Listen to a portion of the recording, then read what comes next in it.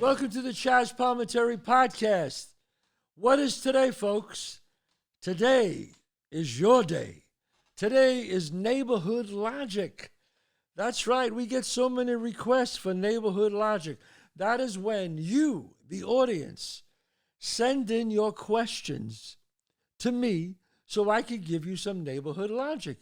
Instead of going and seeing a shrink, spending all kinds of money, come and talk to me. Sometimes neighborhood logic is the answer.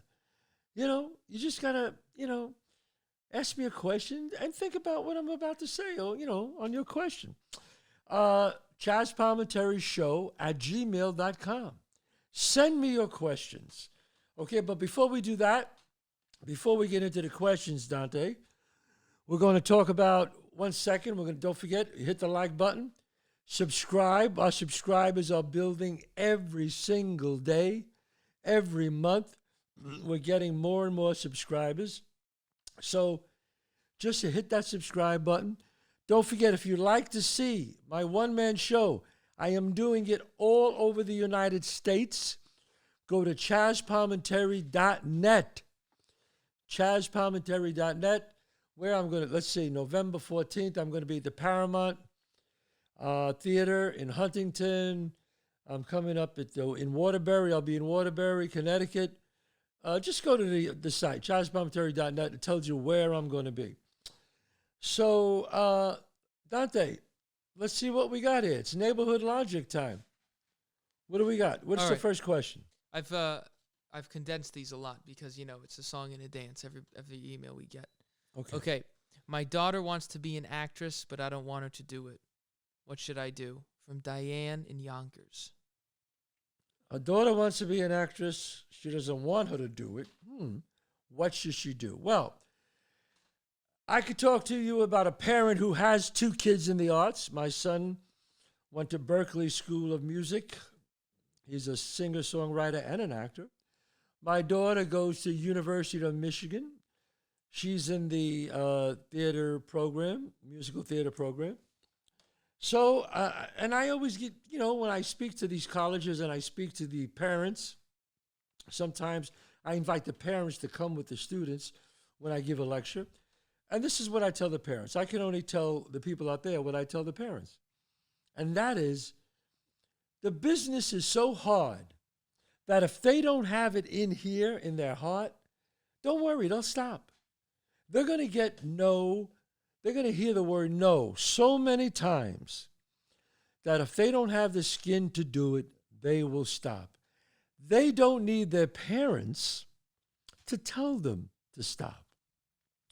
You are their parent. You're supposed to encourage the child. My father gave me a card. Where's that card? I can't find it. It's around here somewhere. Oh, yeah, here it is. My father wrote on a card, the saddest thing in life is wasted talent. I mean, that was his motto to me. My father and mother encouraged me a great, great deal. They always said, son, don't waste your talent. Whatever you want to be, you can be. They told that to my sisters, both my sisters, and both of my sisters became very successful.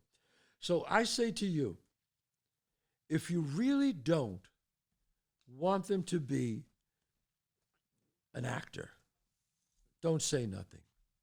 Encourage them. Here it is. I just got the card.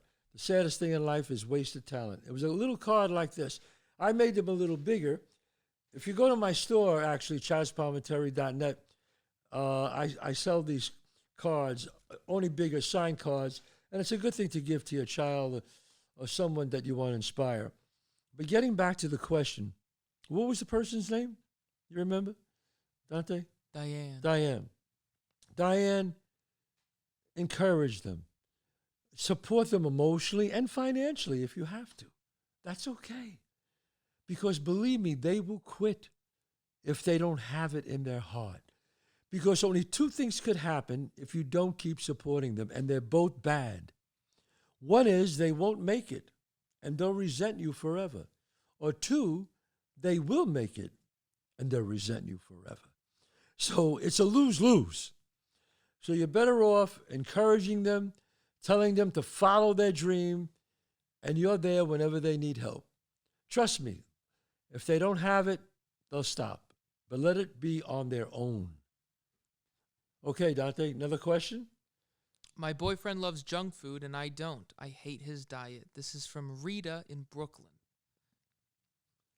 Wow, that's a weird question. Okay, well, obviously, I mean, I don't know if does that call for breaking up, you think? I don't think so.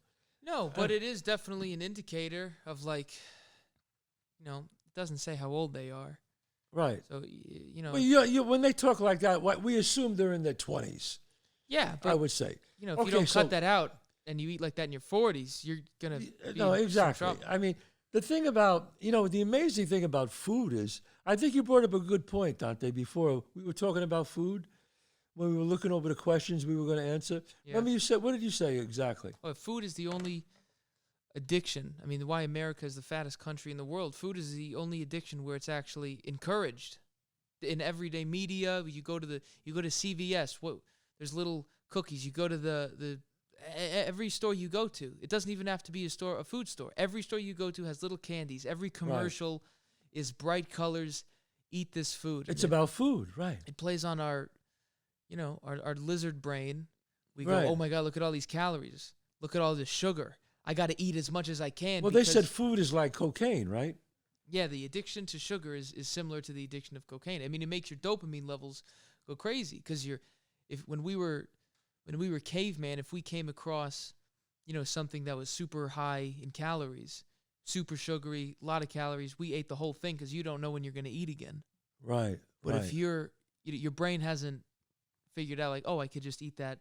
Like, I don't need to eat 8,000 calories. Right. So, like you said, do you imagine, like, if it's similar to cocaine, food, do you imagine every minute of every day they're shoving cocaine in your face? Yeah.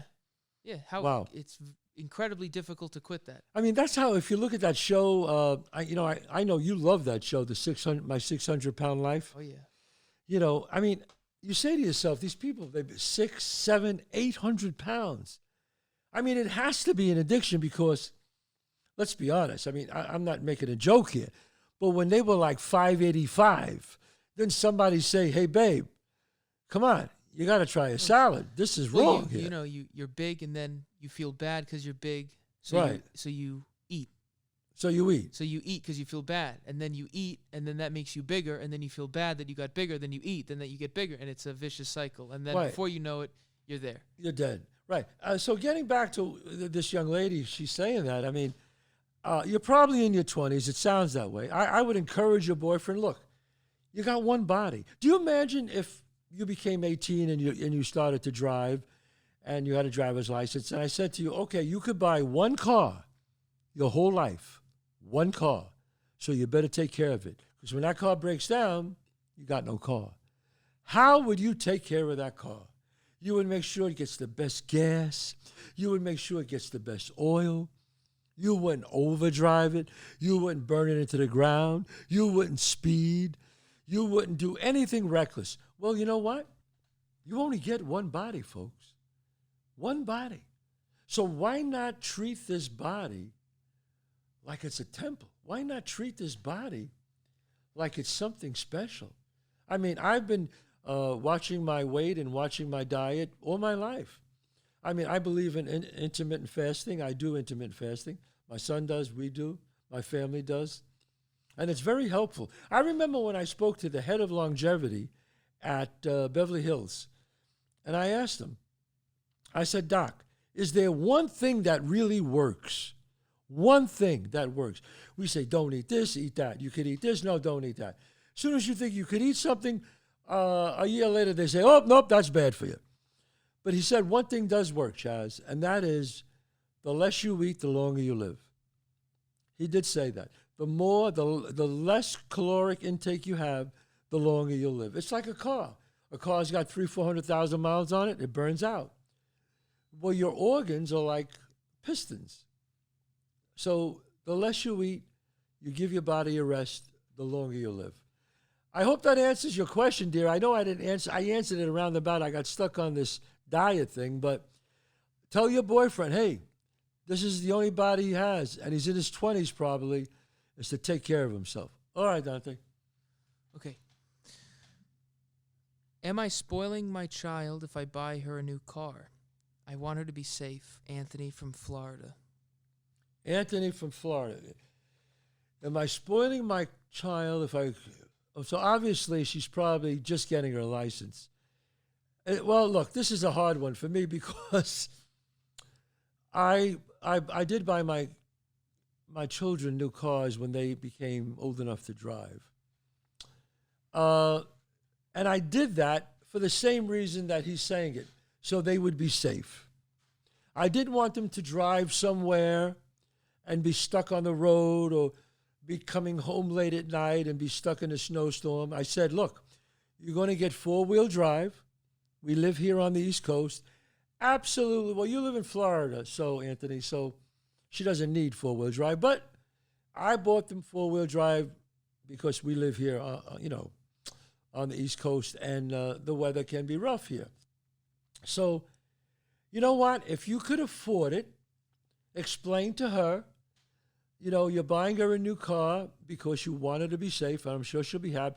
But if you want her to spend something, and if she has money, tell her she has to pay for her insurance. I don't think there's anything wrong with that. So she has some sense of responsibility. But if you buy your daughter here, in this case, a 3 or 4 year old car, and God forbid she breaks down somewhere, you're not going to feel good about it. And especially today, they have all these things like all these cars, the Volvo, the Subaru, the Mercedes. I know I'm saying certain cars, BMWs, but even a lot of the other cars that are not so high end, they have all these safety features today, where if you're going to hit something, the car will stop. If you're going into a different lane, the car will stop. I think it's called something about it's a laser thing that they put in the window. A lot of cars have it today. And I think that will help your child feel a lot safer. I think it could save her from getting into an accident. So I say go for it. If you could afford it, buy her a new car. Now, if she gets into an accident or breaks it or doesn't take care of it, that's something to talk to her about. You have to tell her two things. You have to take care of the car and no tickets. Remember that. She gets tickets, that's like a scratch. Think of that. When did you get your first new car? Me? When did I get my first new car? I didn't get my new car till I was about, everybody knows my story. I never really had money to buy a new car. I guess when I was about 36, I finally had the money to buy a new car. 36, 37, when I sold Bronx Tale, that's when I bought a new car. I remember that feeling. What car was it? It was a 1988 Legend, Acura Legend, I remember. What was the car that they gave you for that thing? Oh, that was, yeah. They leased that car for me. Finally, that's a great story, but I'll make it quick. When I didn't know if I was going to sign with William Morris, ICM, or CAA. And at that time, all three of them were courting me, wanting me to go there. I mean, Bronx Tale was in the theater. I was doing it in the theater. Everybody wanted it. Everybody, you know the story. They offered me $250,000, $500,000. Then it got to $1 million. And I still said no. Then De Niro came to see it. And obviously, Bob gave me my break. I remember around that time, I wasn't sure which place I was going to go to, and I got I had a little hole in my radiator, and it kept leaking. So finally, every 3 or 4 days, I had to put water in. So I had a meeting with William Morris to discuss representation, and I called them. I said, "Look, I can't be there because my car overheated. I was stuck on the road." And they said, "No, wait, hold it. You're not signing with anybody else?" I said, "No. We'll get right back to you." So I walked back home. I left the car where it was, about 3 blocks from my house, from my apartment in North Hollywood. And about an hour later, I got a knock on the door, and this guy says, "You Chazz Palminteri?" And I said, "Yeah, come with me." And I walked downstairs, and there was a brand new 1989 Cadillac Eldorado. that they got for me, they leased it for me for 2 years. And I called them up and I said, hey, I didn't decide I was going to sign with you guys. They said, no, we want you not to be late for your meetings. You should be safe. And I was ecstatic. And I got in that brand new car. It was the first time I had a new car. And William Morris got it for me. And I was driving down the 405 on my way to see them. And I was like, wow, it was really great. So did you sign with them? I did end up signing with them. I ended up signing with William Morris, and I was there. I'm still with William Morris, in fact, for all these years. So anyway, I know we went off a little bit of a rant, but hey, you got the money to buy your daughter or son a new car, buy it. Let them pay for the insurance. Okay. Go ahead. They didn't write a name for this one or say where they were. My son doesn't want to go to college. He wants to come into the business with me. I'm a plumber, but I want him to get an education and do better than me. A plumber? You're probably doing better than anybody. Look, what I say about that is college is great. It really is. Now, a lot of kids go to college and then they leave college and all of a sudden they're in like $150,000 debt. If you're going to go to college and you're really going, see, it's hard for me to say this because what I love about college is even if you don't use what you studied for, it makes you a better person. You evolve. You're with people who are not the people you grew up with. You're out of your mom and dad's house.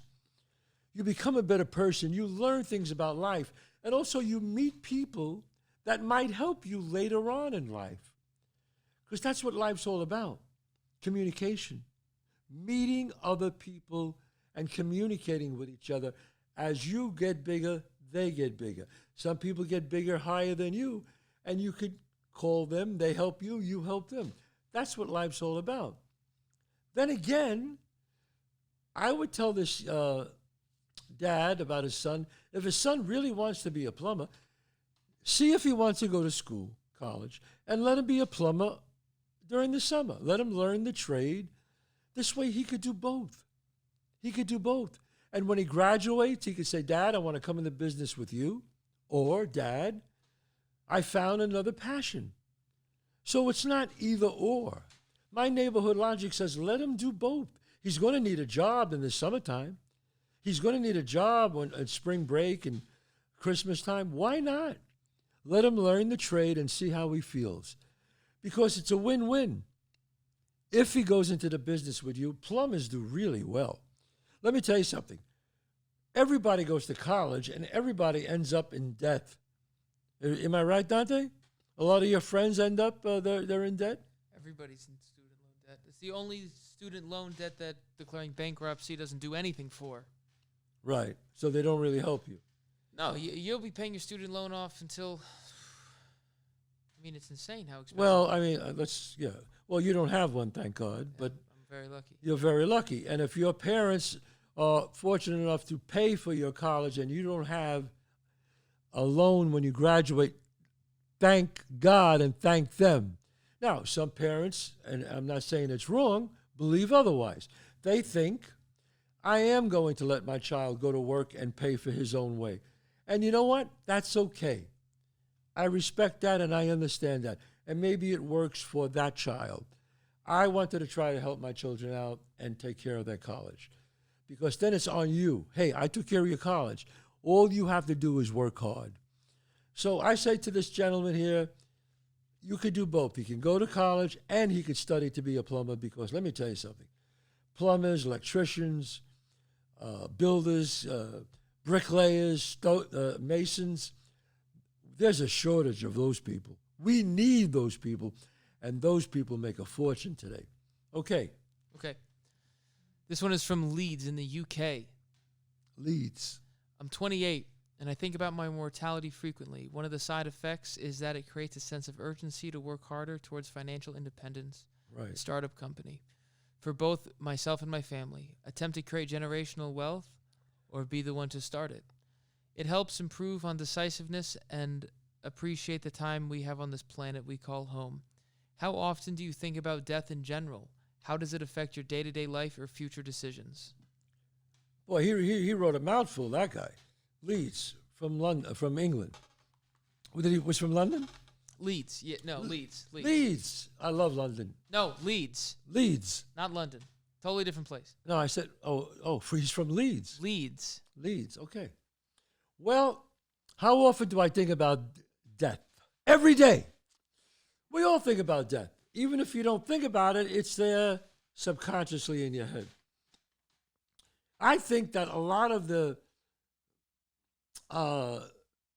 abuse that people put on themselves, like drugs and alcohol and even sex, people go and they do this to forget about death. I think people think about it a lot. And you know what's funny, guys? The older you get, the more you think about it. You ever notice how old you get, the more time flies? I mean, it goes faster when you're older. I remember when we were kids and you had the summer off?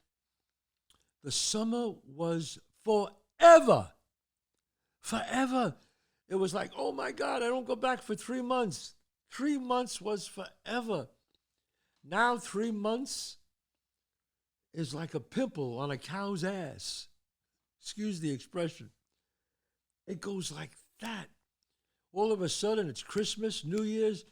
I say, thank God the holidays are over, and all of a sudden, boom, thank God they're back again. So the older you get, the more time flies, because I think it's more precious. But the key is, you know that old saying, I think it was Mark Twain who said it. He said, youth is wasted on the young. Because if I knew now what I knew when I was 17, oh my God. But, you know, one day you look in the mirror and you look like your father. One day you look in the mirror and you look like your mother. You go, how did this happen? How did this happen? But it happens. So answering your question, it's okay to think about death, but you have to do something about it now, in the present time. So I say, look at death and make it motivate you. Say, hey, I got X amount of time left, so every day I don't want to waste it. Think of how many days you wasted in your lifetime. Think about it. Think of how many hours you wasted today. I waste days. I waste hours. I used to waste a lot more, but I don't anymore. Except once. No, I can't say that. Once in a while I still do. But that's okay. But I get right back on the horse, and, you know, the saddest thing in life is wasted talent. I keep having that mantra in my head. Okay? Think if you wasted out of your whole life, let's say 5 years, 5 years of bullshit that you did out of your whole life, on your deathbed, tell me what you would pay to have those 5 years back. If somebody said, you know, you wasted 5 years of your life just on boredom and bullshit, would you like to have those 5 years right now? Wow. You would take 6 months. So think about that. Think about the time you have on this earth. Do something with your life. You know, you're stuck in a relationship. Get out of it. Get out. You're stuck in a job. Get out of it. You could do it. I know, well, I have a family. If there's a will, there's a way. Find something else to do with your life. Don't just let life dictate to you what it's going to be. You have to dictate to life how it's going to be. People pick their joys and their sorrows way before they really happen. Okay? Because sooner or later, you're going to have to face it. So you might as well face it head on. The only way to fight the demons that chase you in the night is to stop and turn around. Dante, what's the next question? Very inspiring. Okay. Next question is, hang on. What? The next question is from Juan. From where? Juan. No, it's a guy. It's a guy. Okay. Not a place. Okay. From Australia, from Sydney. Oh. Could you tell us a bit how you got to know Dean Carey? I'm super curious. Dean Carey. Oh, Dean Carey was from an acting class that I did. I gave a lecture on Zoom for Australia. And I did not know Dean Carey. It was really Ted Bernetti. Ted Bernetti, who is a wonderful actor, singer, who was in A Bronx Tale, the musical. He was the one who hooked me up with Dean. And that's how we did the class and the lecture. So a shout out to Teddy out there. He was the one who hooked it up. I would love to do the one-man show in Australia. And again, if people want to see the one-man show, I am all over the United States. I will be at a city probably near you. Just go on chazzpalminteri.net and you will see where I am. I am doing the original one-man show that Robert De Niro saw. It is the only time in history that something was a one-man show, then a major movie, then a musical. But if you saw the musical and the one-man and the movie, see the one-man show. Some people like that the best. Seriously. What do we got next, Dante? Okay. My question is, we all know you're very proud of your Sicilian and Italian heritage. During your youth in the Bronx, was Sicilian or Italian widely spoken in the neighborhood, and did the wise guys understand and speak it to you? Well, did they speak it to me? To each other day to day. Oh, did they speak it to each? They did speak it to each other day to day. They did speak.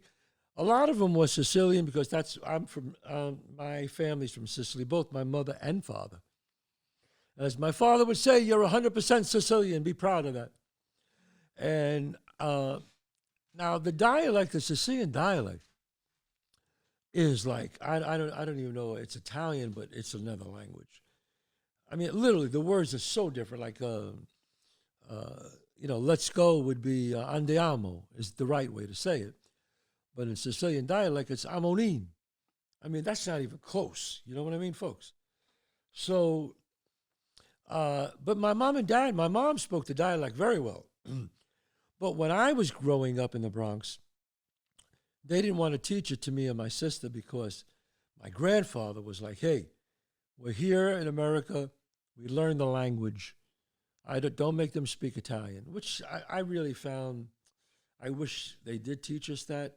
I got to learn it a little bit as I got older, and my son speaks Italian, my daughter speaks Italian, my wife speaks fluent Italian. So I feel sometimes left out when we travel to Italy. We have a house in Italy, and I feel kind of left out sometimes. But I'm trying to learn as much as I could. But yes, they did speak it, and I miss those days. What do we got? Okay. Another thing from Sicily. I got a question. How to deal with my wife's family if I don't find myself comfortable with them? We're not married, but we've been staying together since 2008, and we've just had a baby.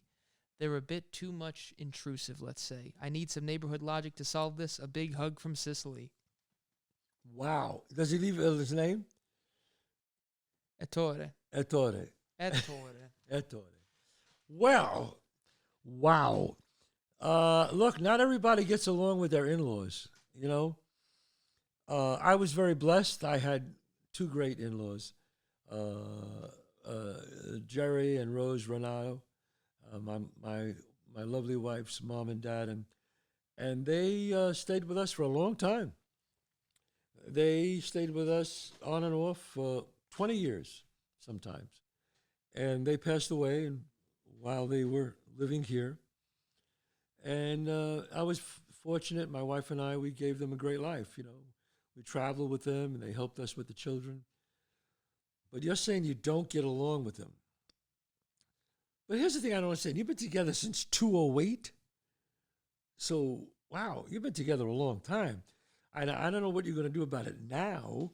And he just had a new baby? I wonder if this is their first baby, did they say? Did he say it's his first child? No, it can't be. No, he didn't say he has another kid. Well, they're very intrusive. Wow. You're kind of in a lose-lose thing. Fake your own death. What? Give us ways to fake your own death. What do you mean fake your own death? Well, that's one way. Fake your own death? Fake your own death. Oh, come on. Would you stop it now? Look, he's going to have to, deal with it. I think he has to speak to his wife and say if she could speak to them. Now, if she's saying, welcome, I like your intrusiveness, then he's got a problem. But he has to talk to his wife about it and say, look, honey, I want it just to be you and I sometimes. And she has to understand that because obviously it's causing a rift between you and your wife. I think you have to make her understand how serious it is. If it is that serious, try to be nice to them, your in-laws. And maybe they'll reciprocate and be nice to you. Don't always have that like banging heads together. You know what I mean? Try to be nice to them and maybe they'll be nice to you. But that is a tough one. In-laws are a tough one. What do we got, Dante? Okay. Next one. What? What's so funny? Sardines. Sardines? How do you eat these? Plain or in a fish salad? Tell us your recipe. Sardines. Well, obviously, that guy's Sicilian. All Sicilians love sardines. I love sardines. I could eat them like potato chips. I love pasta cansade, which is pasta and sardines. I love a real Sicilian thing with sardines is get a piece of Italian bread, put some butter on it, and a sardine. Listen to me. Don't laugh. Eat that. The butter, the sweetness of the butter, the saltiness of the sardine. It is amazing to put that in your mouth. It is absolutely amazing. All Sicilians love sardines. They do. In fact, please, anybody has any great sardine recipes, please send them to chazzpalminterishow@gmail.com. Send me your questions there because that's neighborhood logic. Right now, this show is, Dante, are we doing neighborhood logic here? This is neighborhood logic. That's right, neighborhood logic. We have some more episodes coming up. Next week, we got Old School coming up. We got life lessons coming up, life lessons about life. But my neighborhood logic, where the audience are the stars, they call us and tell us what they want to hear. So our neighborhood logic episodes do really well. We got Sandy Blue Eyes coming back. We got Ralphie Squiggy coming back. We got Mr. Al Cercelli coming on. We got Vinny Dice and Tony Sazic coming on. Al Nassarelli from The Sopranos. All these neighborhood guys that we love when they come on because it's old school time, folks. So remember, go to chazzpalminteri.net to see where I'm playing with the one-man show. Don't forget my restaurants, one in Manhattan, 30 West 46th Street. I'm there. And my new one in White Plains, New York, 264 Main Street in White Plains. Two of the top Italian restaurants anywhere in New York, folks. It has to be great. Why? Because my name is on it. That's why it has to be great. Great. Fresh pasta, fresh fish, great steaks. It really is truly a great place to eat. So, folks, I'll see you next week. Hope you enjoyed the show. God bless you all.